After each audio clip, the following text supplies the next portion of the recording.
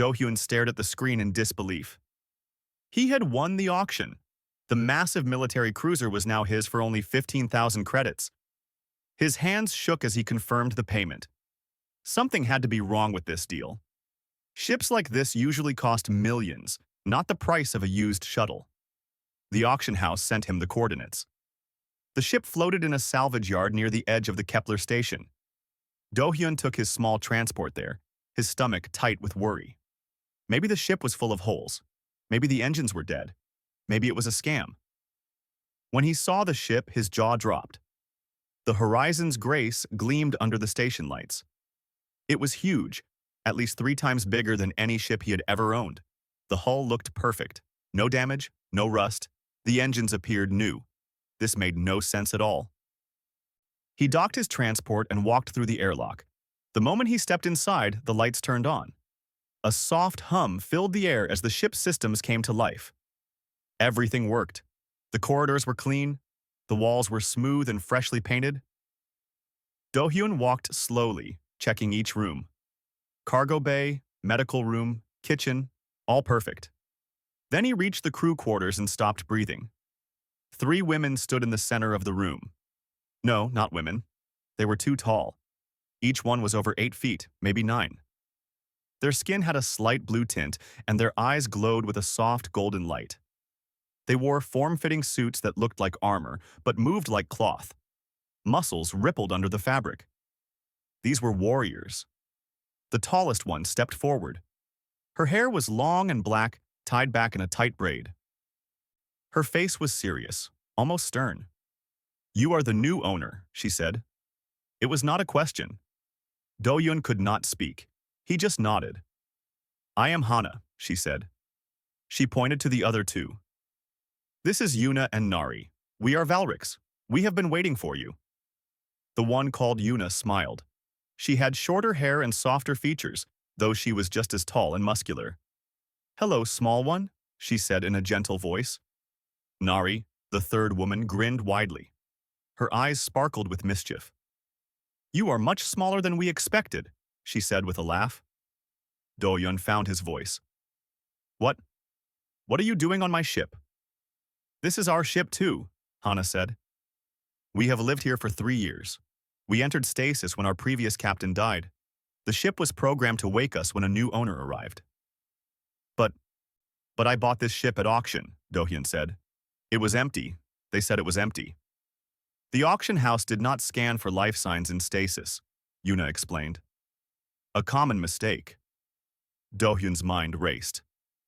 "Okay, well, I am sorry, but you will have to leave. I need this ship for my cargo business. I cannot have passengers." All 3 women shook their heads. "We cannot leave," Hana said. "You must wed us." Do-hyun blinked. "I must—" "What?" "Wed us," Hana repeated. "It is Valric's law. This ship is registered as a sanctuary vessel. We are bonded to it. When you purchased the ship, you inherited the bond. You must become our partner." "That is insane," Do-hyun said, backing up. "I did not agree to marry anyone. I just bought a ship." Nari laughed again. "The law does not care what you agreed to, little human. The contract is in the ship's registry. You cannot break it." Do-hyun pulled out his datapad and searched frantically. He found the ship's legal documents and scrolled through pages of text. There, buried in section 47, he found it. Valric's bonding. Contract active, 3 parties registered.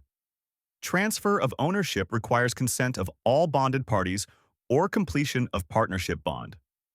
"This cannot be legal," he muttered. "It is legal in 70% of known space," Yuna said, "including here." Do-hyun looked up at the 3 giant women. They stared back at him calmly, as if this was all perfectly normal. "I cannot marry 3 aliens I just met," he said. "This is crazy."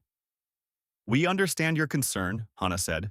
"Our customs are different from humans, but the law is clear. You have 2 choices. You complete the bond, or you sell the ship." "Fine, I will sell the ship," Do-hyun said. "We must agree to the sale," Hana continued. "And we will not agree unless you complete the bond." Do-hyun wanted to scream. He had spent every credit he had on this ship. It was supposed to be his ticket to a better life. Now he was trapped in some alien marriage contract. He took a deep breath. What does this bond involve? What do I have to do? The three women looked at each other. Yuna spoke first. You must prove you are worthy. You must show strength, wisdom, and honor. You must be a partner we can respect. And if I do that, then what? Do-Hyun asked. Then we become bonded, Hana said. We share this ship. We work together. We protect each other. It is the Valric's way. And if I refuse? Then you are stuck, Nari said cheerfully. You cannot sell. We cannot leave. We all stay here forever. Do-Hyun rubbed his face with both hands. This was a nightmare. But as he looked around the beautiful ship, at the working engines, and the perfect hull, he realized he had no choice. He could not afford to walk away. How long do I have to prove myself? He asked. As long as it takes, Hana said. But we will know. Valrics always know. Do-Hyun sighed deeply. Okay, fine. I will do this trial period. But I am not promising anything. If I prove I am not worthy, you have to let me sell the ship. Deal? Hana considered this. She looked at Yuna and Nari. They both nodded. Deal, Hana said. But know this, human. We have been warriors for 30 years. We do not accept partners easily. You will be tested. Great, Do-Hyun muttered. Just great. He turned and walked back toward the bridge. The three giant women following behind him. Their footsteps were heavy on the metal floor. Do-Hyun wondered what he had gotten himself into. He had wanted to buy a ship and start a simple cargo business. Instead, he now had three alien warrior wives-to-be, who could probably break him in half. As he sat in the captain's chair, Hana stood to his right, Yuna to his left, and Nari behind him. The ship's AI chirped to life. Welcome, Captain Do-Hyun, the AI said. And welcome back, bonded crew. Shall I plot a course? Do-Hyun looked at the star map. He had a cargo contract waiting at the next station. He needed to earn credits. He needed to figure this out. Yes, he said quietly. Plot a course to Meridian Station. The engines rumbled to life, and the Horizon's Grace moved forward into space. Do-Hyun gripped the armrests of his chair. His new life had just begun, and he had no idea where it would lead. The first week aboard the Horizon's Grace was the strangest time of Do-Hyun's life. He had his own quarters, but the three Valric's women were always nearby, always watching, always testing. Hana was the worst. She questioned every decision he made. When he chose a flight path, she asked why. When he accepted a cargo contract, she asked if it was wise. When he ate his meals, she asked if human food gave him enough strength. Do-Hyun felt like he was taking a constant exam. Yuna was different. She spent most of her time in the engine room, studying how Do-Hyun's human tools worked. Sometimes she would ask him questions about Earth technology. Her voice was always kind, but her size still made Do-Hyun nervous. She could pick him up with one hand. Nari was the playful one. She loved to challenge him. She would race him through ship diagnostics, compete to see who could plot courses faster, and test his reflexes with random flight drills. She always won, but she always laughed and told him he was getting better. On the 8th day, they reached Meridian Station. Do-Hyun had a simple job: pick up medical supplies and deliver them to a mining colony 3 systems away. Easy work, good pay. They loaded the cargo without problems. The supplies were packed in secure containers, clearly labeled and organized. Do-Hyun checked everything twice. Hana watched him work and said nothing, which he took as a good sign. They left the station and jumped to hyperspace. The journey would take 6 hours. Do-Hyun set the autopilot and went to the kitchen for food. Yuna was already there, cooking something that smelled like spiced meat. Want to try Valric's food? She asked, smiling. Do-Hyun was hungry. Sure, why not? The food was delicious but extremely spicy. Do-Hyun's eyes watered as he ate. Yuna laughed and gave him water. They talked about their homeworlds while they ate. Yuna told him about Valric's Prime, a planet with red skies and endless mountains. Do-Hyun told her about Earth, about cities and oceans and forests. Your world sounds beautiful, Yuna said softly. Why did you leave? Do-hyun shrugged. I never fit in there. Too many people, too many rules. I wanted space. Freedom. Yuna nodded. We understand that feeling. Before Do-hyun could ask what she meant, alarms blared throughout the ship. Red lights flashed. The AI's voice cut through the noise. Warning. 3 ships approaching. Weapons armed. Pirate signatures detected. Do-hyun ran to the bridge with Yuna right behind him. Hana was already in the tactical station and Nari had taken the pilot seat. They moved with perfect coordination, like they had done this 1,000 times. How did pirates find us in hyperspace? Do-hyun asked. They have tracker technology, Hana said, her fingers flying over the controls. Someone at the station must have tagged our ship. 3 small fighters appeared on the screen, closing fast. They were sleek and black, built for speed and attack. They want the medical supplies, Nari said. Those sell for high prices on the black market. We can fight them, Hana said. Our weapons are superior. No, Do-hyun said quickly. We are carrying medical supplies for a mining colony. People need those supplies. If we fight and damage the cargo bay, people could die. Hana turned to look at him. Then what do you suggest, human? Do-hyun thought fast. His mind raced through options. Fighting was risky. Running in hyperspace was impossible. Surrendering meant losing everything. Then he had an idea. How many cargo containers do we have? He asked. 40, Yuna said, checking the manifest. And how secure is our cargo bay door? Very secure, Yuna replied. Why? Do-hyun smiled. Because we are going to make a debris field. He explained his plan quickly. They would vent 10 empty backup containers from the rear cargo port. The containers would explode outward, creating a cloud of metal debris in the pirates' path. The pirates would have to slow down to avoid damage. In that time, the Horizon's Grace would drop out of hyperspace and change course. Hana stared at him. That is unconventional. Will it work? Do-hyun asked. Yes, Yuna said, excited. The containers will create enough obstacles. The pirates cannot risk hull damage. Do it, Hana commanded. Nari brought up the cargo controls. Do-hyun selected 10 containers and moved them to the rear port. On his signal, Yuna opened the outer door. The containers shot out into space behind them, tumbling and spinning. The pirate ships scattered immediately, breaking formation to avoid the debris. Their weapons fire went wild, missing the Horizon's Grace completely. Now, Do-hyun shouted. Nari dropped them out of hyperspace. The ship shuddered as it returned to normal space. She immediately turned hard to port and engaged the emergency thrusters. The ship shot forward at a new angle, away from the pirates' last known position. Jump to hyperspace, Hana said. New coordinates, random vector. Nari's hands moved across the controls. The stars stretched and blurred, and they were gone, leaving the confused pirates far behind. For a moment, the bridge was silent. Then Nari laughed, loud and long. That was brilliant, she said, turning to grin at Do-hyun. I have never seen anyone use cargo as a weapon before. Yuna nodded, impressed. Very creative, very human. Hana stood and walked over to Do-hyun. She was so tall that he had to look up to meet her eyes. Her expression was serious, but something had changed in her gaze. You did not choose to fight, she said. You chose to think. You protected the cargo and the mission. This is unexpected. Is that good or bad? Do-hyun asked. Good, Hana said. A small smile appeared on her face, the first smile he had seen from her. Very good. The rest of the journey was peaceful. They delivered the medical supplies on time, and the mining colony paid them in full. As they left the colony, Do-hyun noticed something different.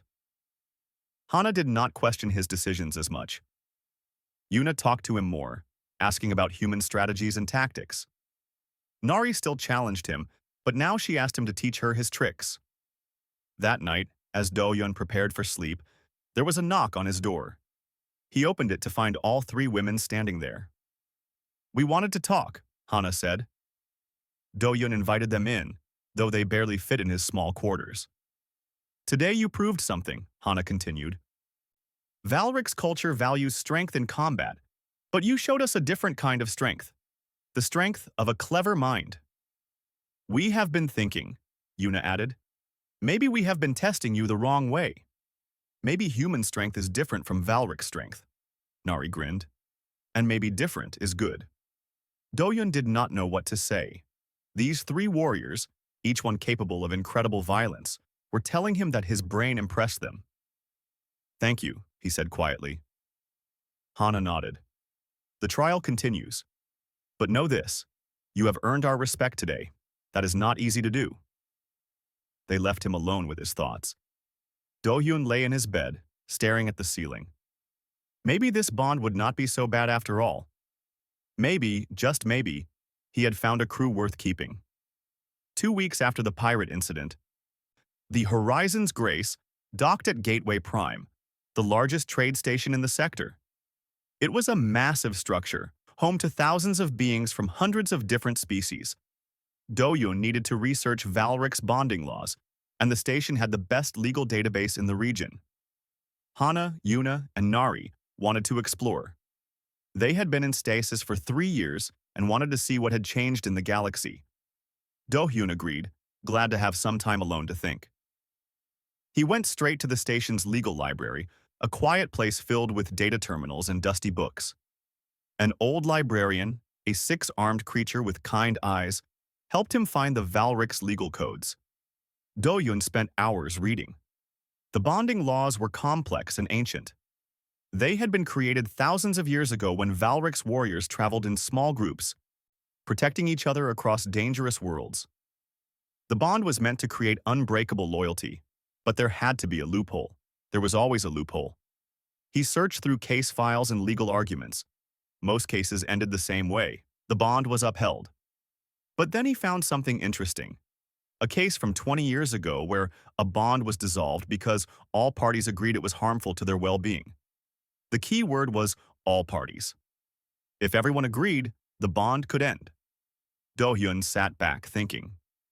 Could he convince Hana, Yuna, and Nari that the bond was bad for them? They seemed happy enough on the ship. They respected him more now.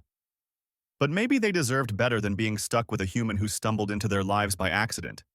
He was so deep in thought that he did not notice the time. 4 hours had passed. He quickly saved his research and left the library. The station's main plaza was crowded with aliens of every shape and size. Do-hyun pushed through the crowd, looking for his crew. He found them near the entertainment district, standing in front of a hologram display showing human movies. Yuna was fascinated. Her eyes were wide as she watched a romantic comedy. Nari was laughing at an action film, but Hana stood apart, her arms crossed, watching the crowds with suspicious eyes. Having fun? Do-hyun asked as he approached. These human stories are strange, Yuna said. Everyone talks about their feelings so much. Do humans always talk this much? Do-hyun laughed. Some do, not all. I like the explosions, Nari added, pointing at the action film. Before Do-hyun could respond, a loud voice cut through the noise. Look at this! Valric's warriors with a tiny human. A large alien pushed through the crowd. He was a Torkin, a species known for being aggressive and rude. His skin was thick and gray like stone, and his eyes were small and mean. He stood almost as tall as the Valric's women, but twice as wide. What are you doing with this little thing? The Torkin asked, pointing at Do-hyun. Did you lose a bet? Hana stepped forward, her hand moving to her hip, where a weapon would normally hang. Move along, Torkin. This does not concern you. I am just curious, the alien said with a nasty grin. Valric's are supposed to be proud warriors. Why are you following a human around like pets?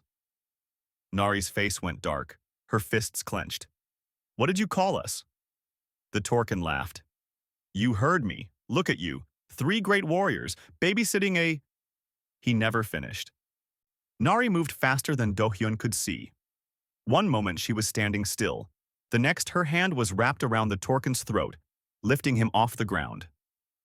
Say that again, Nari growled. I dare you. The crowd backed away. Station security would arrive soon. This would become a huge problem. Do-hyun stepped forward. Nari, put him down. He insulted us, Nari said, not taking her eyes off the Torkon. I know, Do-Yun said calmly. But you are better than this. You do not need to prove your strength to an idiot. Hana and Yuna watched carefully. This was another test, Do-Hyun realized. How would he handle conflict? Do-Hyun turned to the Torkin, who was turning purple from lack of air. You made a mistake. You saw 3 powerful women and 1 human, and you assumed the human was weak. That was your first error. Your second error was thinking insults would matter to warriors who have faced real battles. And your third error was being rude when you could have just walked away. He looked up at Nari. But he is not worth your time. He is not worth any trouble. Let him go. Nari hesitated. Then, slowly, she lowered the Torkin to the ground and released him. The alien gasped for air, stumbling backward. Smart choice, Do-Yun said to Nari. Then he turned to the Torkin. Now apologize. The Torkin's eyes went wide. What? Apologize, Do-Yun repeated. You insulted these women. You were wrong. Say you are sorry. The Torkin looked at the 3 Valrix women, then at the crowd watching them. His pride fought with his survival instinct. Survival won. I apologize, he muttered. Louder, Do-Yun said. I apologize, the Torkin shouted. Then he turned and ran into the crowd. The tension broke. People started moving again, the show over. Do-Hyun turned to find Nari staring at him with an expression he could not read. You stopped me from fighting, she said. Yes, Do-Hyun replied. Why? Because fighting him would have caused problems. Station security, legal issues, maybe a ban from the station. All for what? To prove you are strong? Everyone already knows that. Nari frowned. Valrix do not back down from insults. I am not asking you to back down, Do-Yun said. I am asking you to choose your battles. Save your strength for things that matter. Hana stepped closer. This is the human way, to avoid combat? Not avoid, Do-Yun corrected. To choose when combat is necessary. Fighting is a tool, not the only tool. The 3 women were quiet. Then Yuna spoke softly. Our culture does not teach this. We are taught that any insult must be answered with force. That must be exhausting, Do-Hyun said. Yuna laughed sadly. It is. They walked back to the ship together. On the way, Hana asked Do-Hyun about his research. He told them about the legal loophole he found, about how the bond could be dissolved if everyone agreed. Are you trying to get rid of us? Nari asked, her voice careful. Do-Hyun stopped walking. He looked at each of them. No, I just want you to know you have choices. You did not choose me. I did not choose you. Maybe we all deserve better than an accidental bond. Hana was quiet for a long moment. Then she said, Can I tell you why we are here? Why we entered stasis? Yes, Do-Yun said. They sat in the ship's common room. Hana spoke first. In Valrix culture, warriors are expected to follow orders without question, to fight without hesitation, to value strength above all else. But we, she gestured to Yuna and Nari, we questioned. We asked why. We wondered if there were better ways. Yuna continued. Our clan saw us as broken, defective. We were exiled because we did not fit their idea of what a warrior should be. Our last captain was the only one who accepted us, Nari added. He was Valrix, but old and tired of the traditional ways. When he died in battle, we had nowhere to go. So we went into stasis, hoping the next owner would be different. And then you came, Hana said, looking at Do-Hyun. A human who thinks before fighting, who values clever solutions, who sees strength in different forms. You are exactly what we hoped for. Do-Hyun felt something tighten in his chest. I am just trying to survive. So are we, Yuna said gently. We are all outsiders, Do-Hyun. You left Earth because you did not fit. We left our people for the same reason. Maybe this bond is not an accident. Maybe it is exactly what we all need. Do-Hyun thought about his life before the ship. Alone, drifting, working small jobs and never belonging anywhere. Then he thought about the past 2 weeks, the challenges, the tests, but also the conversations, the laughter, the feeling of being part of something. Maybe you are right, he said quietly. Nari grinned. Does this mean you are keeping us? Do-hyun smiled. I think you are keeping me. That night, Do-hyun did not research legal loopholes. Instead, he sat with his crew and learned more about Valric's culture, sharing stories and finding common ground. For the first time since buying the ship, he felt like he was exactly where he belonged. The distress call came at midnight, station time. Do-hyun was asleep when the alarms woke him. He ran to the bridge in his sleep clothes to find Hana already there, her face tight with worry. What is it? Do-hyun asked. A Valric's colony, Hana said. They are under attack. Raiders, many ships. The message played over the speakers, a desperate voice speaking in the Valric's language. Hana translated as it played. This is Sanctuary Colony 7. We are under attack by raider forces. Our defenses are failing. We request immediate assistance. Please. Our elders are trapped in the central compound. We need help. Yuna and Nari arrived, both armed and ready for battle. They looked to Hana, waiting for orders. That is our colony, Hana said quietly. The one we came from. Do-hyun understood immediately. This was the place that had exiled them, the people who had rejected them for being different. How far? He asked. 2 hours at maximum speed, Nari replied. Then we go, Do-hyun said. Hana turned to him, surprised. You want to help them? After what I told you they did to us? They are people in trouble, Do-hyun said simply. That is enough. Something shifted in Hana's expression. Respect. Maybe more than respect. Plot the course, she commanded Nari. The Horizon's Grace jumped to hyperspace, engines pushed to their limits. During the journey, Do-hyun studied the situation. The raiders had 6 ships surrounding the colony. They were well-armed and organized. A direct fight would be difficult. We cannot win against 6 ships, Yuna said, confirming his thoughts. We do not need to win, Do-hyun replied. We need to save the elders and drive the raiders away. How? Nari asked. Do-hyun pulled up the colony maps. The central compound was in the middle of the settlement, surrounded by buildings. The raiders were positioned around the perimeter, blocking all exits. We need to split their attention, he said. Make them think we are more dangerous than we are.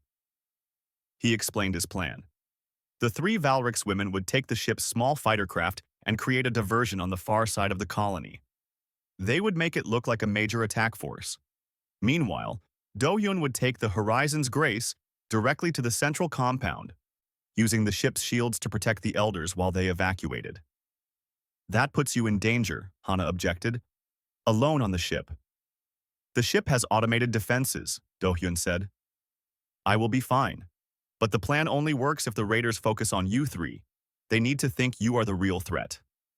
We are the real threat, Nari said with a grin. When they arrived at the colony, chaos filled the sky. Raider ships circled like predators. Fires burned below. The colony's defenses were nearly destroyed. Now, Do-hyun said. Hana, Yuna, and Nari launched in the fighter craft. Immediately they began their attack, hitting the raiders with precise strikes. The raider ships turned to engage, just as Do-hyun predicted. They saw 3 Valric's warriors and assumed a war party had arrived. Do-hyun brought the Horizon's Grace in low and fast, using the buildings for cover. The automated defenses fired at any raider that got close, creating a protective bubble around the ship. He landed directly beside the central compound. The compound doors opened, and Valric's elders emerged. They were old, their skin pale with age, but their eyes were still sharp and proud. One of them, a female with white hair, stopped when she saw Do-hyun through the bridge window. A human, she said in surprise. Yes, Do-hyun replied over the external speakers. Now get on the ship before the raiders return. We do not take orders from humans, another elder said stubbornly. Do-hyun wanted to scream. People were shooting at them, and these elders cared about pride. Fine, he said. Stay here and die. I tried. He started to close the cargo ramp. The white-haired elder raised her hand. "Wait," she said. She turned to the others. "Our pride means nothing if we are dead. Get on the ship." They boarded quickly. Do-hyun lifted off as soon as they were secured. Above him, the three-way battle continued. Hana, Yuna, and Nari were outmatched, but they were not trying to win. They were buying time. "All raiders, attention," Do-hyun broadcast on the open channel. "This colony has nothing you want. The medical supplies were evacuated days ago. The valuable equipment is gone. You are fighting for empty buildings." It was a complete lie, but Do-hyun said it with confidence. He had learned that raiders were not brave. They were opportunists. If they thought the risk was not worth the reward, they would leave. One raider ship hesitated, then another. Their formation broke slightly. "Hana, now!" Do-hyun called. The three fighters stopped attacking and instead focused on defense, protecting the colony's remaining structures. They did not try to destroy the raider ships. They disabled weapons, damaged engines, but left the ships functional enough to escape. The raiders saw warriors who could have killed them but chose not to. Warriors who were protecting, not conquering. It confused them. This was not how Valrix normally fought. The lead raider made a decision. His ship turned and jumped to hyperspace. The others followed quickly, unwilling to stay without their leader. The battle was over. Do-hyun brought the ship down to the colony's landing pad. The elders emerged slowly, looking at the damage to their home. The white-haired elder approached Do-hyun as he exited the ship. "You saved us," she said. "Why?" "Because you needed help," Do-hyun replied. Hana, Yuna, and Nari landed their fighters and walked over. The elders stared at them with mixed emotions. Recognition, shame, confusion. "Hana," the white-haired elder said. "You came back." "We came because people were in danger," Hana replied coldly. "Not for you." "I know," the elder said quietly. "We treated you poorly. All of you. We said you were not true warriors because you questioned our ways." She gestured to the destruction around them. "But you fought differently today. You disabled instead of destroyed. You protected instead of conquered. And you worked with a human, something we would never have considered." Yuna stepped forward. "We learned from him. He showed us that strength has many forms." The elder looked at Do-hyun with new eyes. "A human taught Valrix warriors about strength. The galaxy truly has changed." She turned to the other elders. "We were wrong. Our traditions blinded us. These three were not broken. They were ahead of their time." "What does this mean?" Nari asked. "It means your exile is lifted," the elder said. "You may return to the clan if you wish. You would be honored warriors." Hana, Yuna, and Nari looked at each other. Then they looked at Do-hyun. He saw the question in their eyes. "It is your choice," he said softly. "I will not stop you." Hana turned back to the elder. "We appreciate the offer, but we have already found where we belong." "With the human?" the elder asked, surprised. "With our crew," Hana corrected. "With our captain, with our bond." The elder smiled sadly. "Then you have learned something we have not. That family is not about blood or species. It is about choosing each other." Yuna nodded. "Yes, that is exactly what it is." The elders offered repairs and supplies as thanks. Do-hyun accepted gratefully. While the ship was being repaired, he sat with the three women on a hill overlooking the colony. "You could have stayed," he said. "We know," Nari replied. "Why did you not?" Hana leaned back, looking at the stars. "Because they offered us a place in their old world. But we are building a new world with you," Yuna added. "Besides, someone has to keep you from making terrible decisions." Do-hyun laughed. For the first time since this strange journey began, he felt completely at peace. He had a ship, he had a crew, he had a family. Not the family he expected, but the family he needed. And that was worth more than anything. 3 weeks after the colony rescue, the Horizon's Grace returned to Gateway Prime Station. Do-hyun had completed 6 successful cargo runs with his crew. They worked together like a machine now, each person knowing their role perfectly. Hana managed security and tactics. Yuna kept the engines running at peak performance. Nari piloted with skill that amazed even experienced captains. And Doyun handled the business, negotiations, and planning. They were successful. They were happy. But the bond remained unofficial, hanging over them like an unanswered question. Doyun had made an appointment with a lawyer, a human woman named Mira, who specialized in alien contract law. Her office was small but filled with books and data screens showing legal codes from hundreds of worlds. So, Mira said, reviewing the documents Doyun had sent her, you want to dissolve a Valrix bonding contract. I want to know if it is possible, Doyun replied. Mira raised her eyebrows. Most people in your situation would be happy. Valrix bonds are valuable. They guarantee loyalty, protection, and partnership. Why do you want to break it? Doyun struggled to explain. Because it was not a choice. It was an accident. They deserve better than someone who stumbled into their lives. Have you asked them what they want? Mira asked. Not directly, Doyun admitted. Mira smiled. Well, I have good news and bad news. The good news is that yes, the bond can be dissolved if all parties agree it harms their well-being. The bad news is that from what you have told me, it does not sound harmful. It sounds like it is working. But what if they only stay because of the law? Doyun asked. What if they feel trapped? Mira leaned forward. Then you need to give them a real choice. I can draw up dissolution papers. You can present them to your crew. If they sign, the bond ends legally. The ship becomes fully yours, and they are free to go. But Doyun, if you do this, make sure you are ready for any answer they give. Dohyun agreed. Mira prepared the documents, and he took them back to the ship. His hands shook as he walked through the corridors. He found all three women in the common room, eating dinner together and laughing about something Nari had said. They looked so comfortable, so at home. Can we talk? Dohyun asked.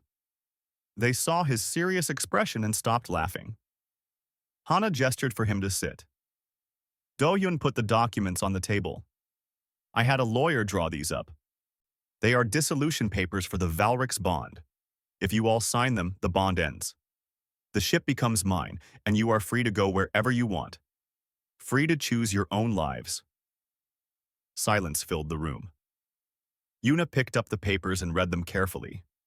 Nari leaned over to look. Hana just stared at Dohyun. Why? Hana finally asked. Because you deserve a choice, Dohyun said. A real choice. Not one forced on you by law or circumstance. You are amazing warriors. You are good people. You should not be stuck with me just because I bought the wrong ship. The wrong ship, Nari repeated quietly. You know what I mean, Dohyun said. I never asked for this. You never asked for this. Maybe we all deserve the freedom to choose what we really want. Yuna set down the papers. And what do you want? Dohyun? It was the first time any of them had asked him directly. Dohyun realized he had been so focused on what they wanted that he had not considered his own feelings. He started, then stopped. He looked at each of them. Hana, who had taught him to be brave in the face of danger. Yuna, who had shown him that strength and kindness could exist together. Nari, who had made him laugh even in difficult times. I want you to stay, he admitted.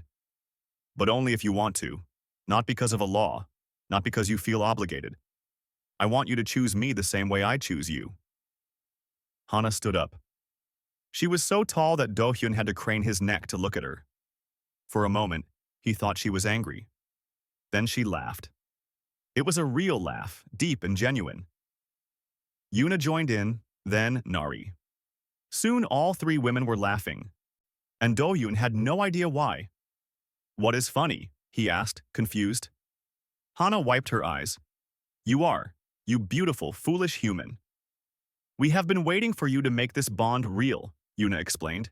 We have been testing you, yes, but also giving you time to choose us freely. And here you are, giving us the same choice. Nari grinned.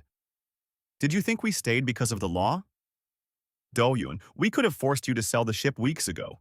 We could have made your life miserable until you gave up. But we did not, because we wanted to be here. The bond is not about contracts or laws, Hana said softly. It never was. The bond is about finding people who make you stronger, who see your worth when others do not, who stand with you even when it is difficult. She knelt down so she was eye level with Do-hyun. You have proven yourself 100 times over, not as a warrior, but as something our culture never valued enough, a true partner. Someone who thinks of others before himself. Someone who leads with wisdom instead of force. Yuna sat beside him. When we were exiled, we thought we would never find a place to belong. We thought we were broken, but you showed us that we were not broken. We were just different, and different can be good. Nari took his hand. You gave us a home, you gave us purpose, you gave us a family. Why would we ever want to leave? Do-hyun felt his throat tighten. So you want to stay? Really? Really, all three said together. But I have to ask you the same question, Hana continued. Do you want this bond? Do you want us? Do-hyun thought about his life before the horizon's grace. Empty. Lonely. Always moving but never arriving anywhere that mattered. Then he thought about the past month, the challenges, the fears, but also the laughter, the shared meals, the feeling of being part of something bigger than himself. Somewhere between dodging pirates and saving colonies, these three alien warriors had become his family, the family he never knew he needed. Yes, he said firmly. I want this bond. I want you. All of you. Not because of a contract, but because I choose you. Hana smiled and pulled him into a hug. He disappeared against her massive frame, but he felt safe. Yuna and Nari joined, and for a moment, Do-hyun was surrounded by warmth and strength and acceptance. When they finally let go, Nari picked up the dissolution papers and tore them in half. We will not be needing these, she said cheerfully. That night, they held a proper bonding ceremony. It was simple, nothing like the traditional Valrix rituals. They gathered in the ship's cargo bay, which they had cleared and decorated with lights. There were no witnesses except the ship's AI, no elaborate vows or ancient words. Hana spoke first. I bond with Do-hyun, who taught me that wisdom is a form of strength. Yuna went next. I bond with Do-hyun, who showed me that being different is not being broken. Nari smiled. I bond with Do-hyun, who made me laugh and gave me a home. Then it was Do-hyun's turn. He looked at each of them, these incredible women who had changed his life. I bond with Hana, Yuna, and Nari, my crew, my partners, my family. Today I choose you, and I will choose you every day after. The ship's AI chimed softly. Valrix bonding ceremony complete. Registry updated. Captain Do-hyun and bonded crew Hana, Yuna, and Nari are now officially recognized as a family unit. They celebrated with food and music, talking late into the night about their plans. They would continue running cargo, but maybe take on more interesting jobs. Help people who needed it. Explore new places. Build a life together among the stars. As the celebration wound down, Do-hyun stood at the bridge window looking out at the stars. Hana joined him. Any regrets? She asked. Do-hyun thought about it honestly. No. This is not the life I planned. But it is better than anything I could have imagined. Good, Hana said. Because you are stuck with us now. I can think of worse fates, Do-hyun replied with a smile. The Horizon's Grace undocked from the station the next morning. The crew of 4 set course for their next job, a delivery to a distant moon. The galaxy was vast and full of dangers, but they would face it together. Do-hyun sat in the captain's chair with Hana to his right, Yuna to his left, and Nari at the pilot controls. His family, his choice, his bond. The stars stretched ahead as they jumped to hyperspace, and Do-hyun knew that whatever came next, they would handle it. Together. Because that was what family did.